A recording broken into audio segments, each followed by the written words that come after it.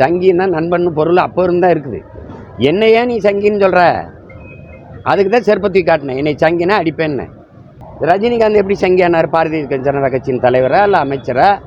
இல்லை அவர் சொன்னார் அவர் நான் ஆர்எஸ்எஸ்ன்னு. அவரை வச்சு வருஷத்துக்கு 2 படம் எடுத்து கோடி கோடியாக சம்பாதிக்கும் போது சங்கி காசு நிற்கிது. எல்லா நிகழ்ச்சிக்கும் அவரை கூட்டிகிட்டு வந்து அண்மையில் புத்தகம் வெளியிட்டு கூட கூட்டிட்டு வந்தீங்கல்ல, அப்போ சங்கி இல்லை. ஒரு தடவை நான் சந்தித்து படம் எடுத்துட்டோன்னா அது ஐயோ சங்கி அப்படின்னா வெறுப்பு வருமா வராதா?